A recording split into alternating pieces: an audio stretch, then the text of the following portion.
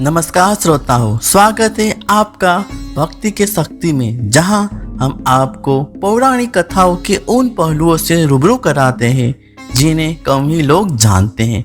आज हम बात करेंगे उस श्राप की जिसने रावण को इतना विवश कर दिया कि वो माता सीता को चाहकर भी छू न सका।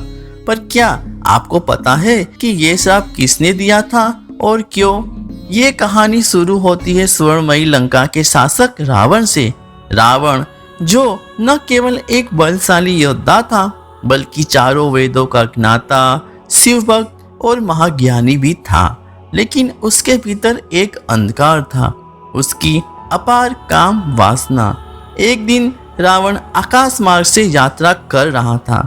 यह वही समय था जब वो अपने विजय अभियान पर निकला था, तीनों लोगों को जीतने का लक्ष्य लिए। उस दिन रात के समय वो हेमगिरी पर्वत के पास ठहरा, जहां स्वर्ग से पृथ्वी की ओर आती देवकन्याएं विश्राम करती थी। उसी समय वहां से एक अप्सरा गुजर रही थी, रंभा, जिसकी सुंदरता के बारे में कहा जाता था कि स्वयं कामदेव भी एक बार उसके सामने नतमस्तक हो गए थे।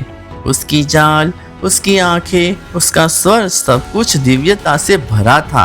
रावण की नजर रंभा पर पड़ी और उसके भीतर की आसुरी काम वासना जाग उठी। वो तुरंत रंभा के सामने प्रकट हुआ और बिना कुछ कहे उसे पकड़ने की कोशिश की। रंभा डर गई। उसने हाथ जोड़कर कहा, हे लंकेश्वर, मैं आपकी पुत्र वधू के समान हूँ। मैं नल कुबेर की वाग्दत्ता हूँ। नल कुबेर जो आपके बड़े भाई कुबेर के पुत्र हैं। रावण एक क्षण को रुका, लेकिन फिर उसकी वासना ने उसकी बुद्धि को ढक दिया। उसने रंभा की बात को अनसुना कर दिया और बलपूर्वक उसे अपमानित किया।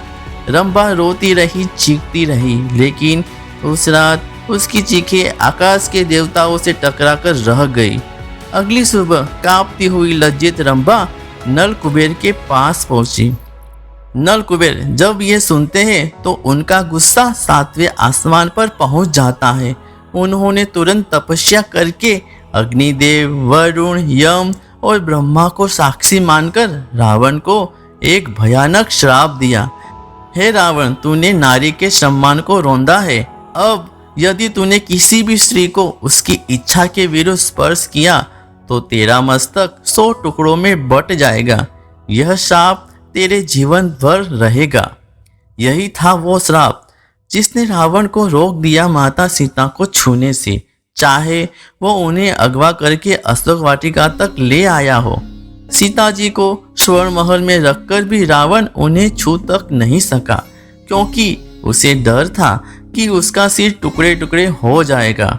इस कथा से क्या सीख मिलती है? जो व्यक्ति अपने बल का, अपने ज्ञान का और अपने अधिकार का दुरुपयोग करता है, वो चाहे कितना भी महान क्यों न हो, एक दिन उसका पतन अवश्य होता है। स्त्री का सम्मान हर युग में सर्वोपरि रहा है और जो उसे अपमानित करता है उसके अंत की शुरुआत वहीं से हो जाती है।